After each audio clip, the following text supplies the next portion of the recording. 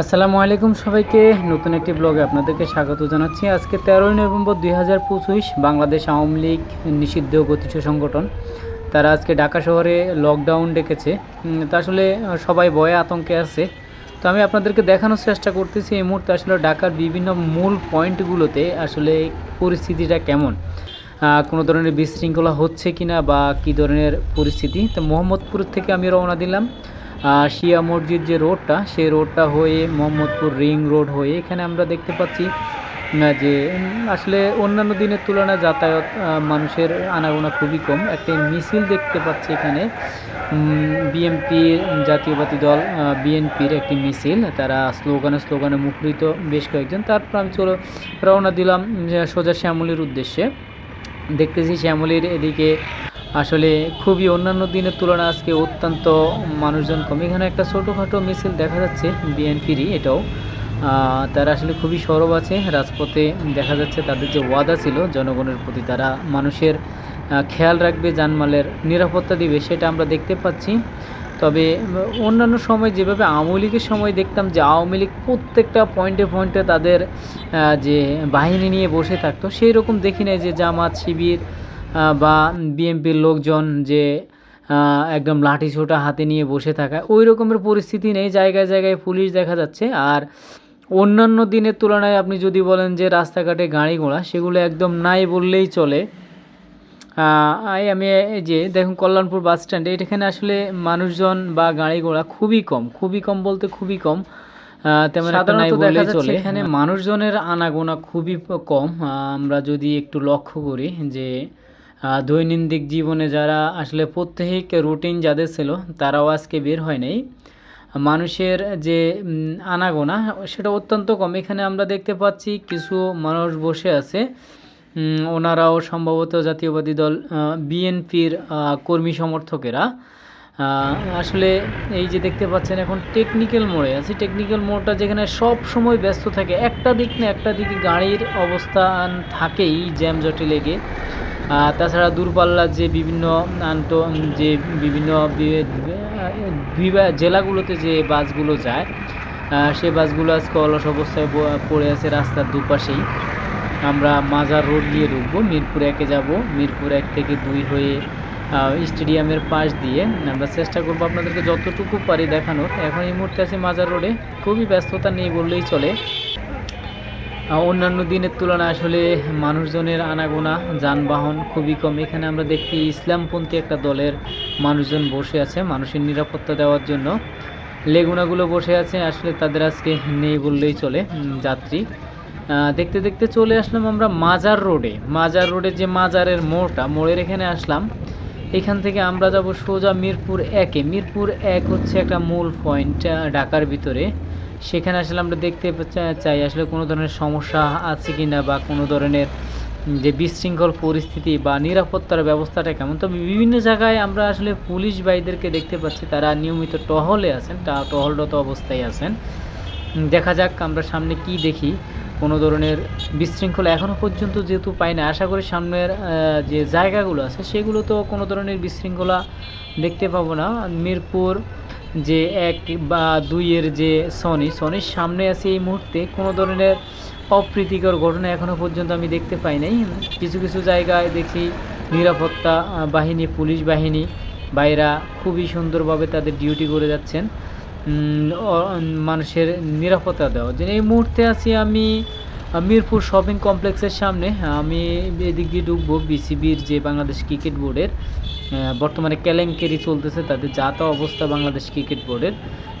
দেখতে দেখতে চলে আসলাম এই মুহূর্তে মিরপুর যে 12, সেই মিরপুর 12 মেট্রো রেল স্টেশন। এখানে আমি আসলে সবসময় যে জিনিসটা দেখি সেটা হচ্ছে কমলা কালারের যে রিক্সাগুলো, সেগুলো আসলে এগুলো পায়ে চালিত রিক্সা। বর্তমানে রিক্সা একমাত্র ঢাকা শহরে মনে হয় যদি অ্যাভেলেবেল পাওয়া যায়, শুধুমাত্র ডিওএসএস এলাকার জন্য যে নির্ধারিত রিক্সাগুলো সেগুলোই পাওয়া যায়। আমি দেখতে পাচ্ছি এরা অলস অবস্থায় বসে আছে আজকে। ডিওএসএস এলাকা যেহেতু পয়সাওয়ালাদের এলাকা, তারা আজকে রিক্স নিয়ে বের হয় নাই, তাই রিক্সাগুলো অলসভাবে সিরিয়াল দিয়ে বসে আছে। তাদের আজকে কোনো কামাই নেই, রোজগার নেই।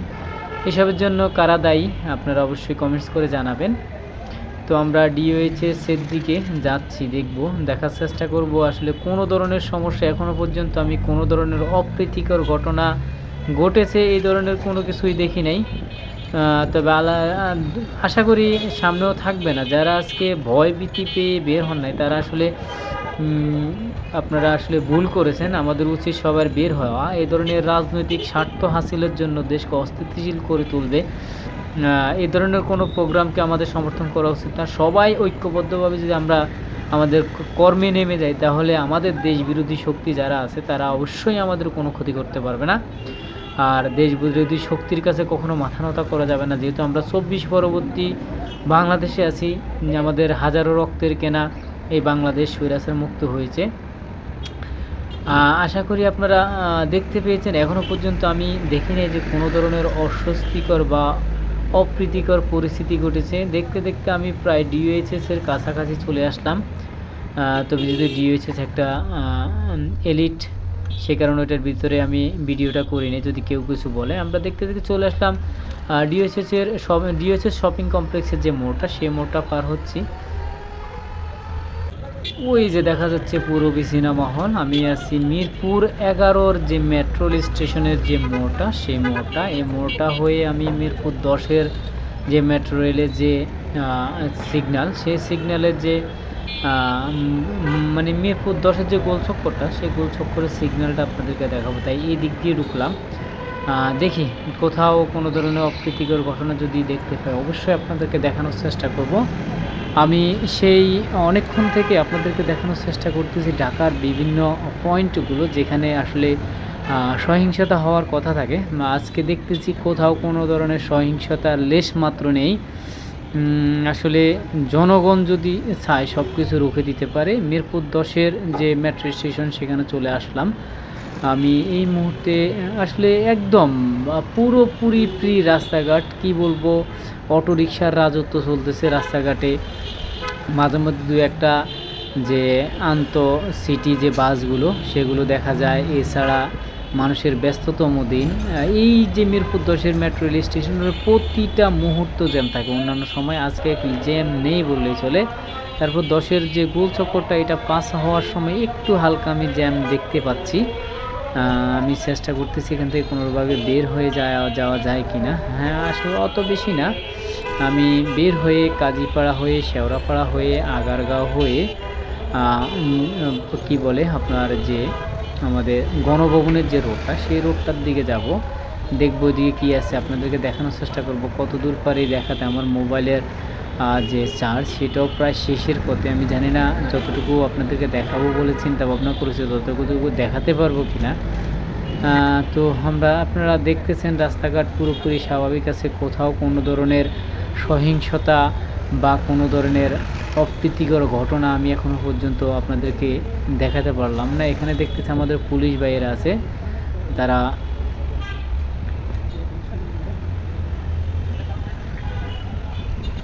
তো আমি এই মুহূর্তে চলে আসলাম আমাদের সংসদ ভবনের যে মোড়টা, মানিক মিয়া অ্যাভিনিউ যে মোড়টা, সেই মোড়টার এখানে।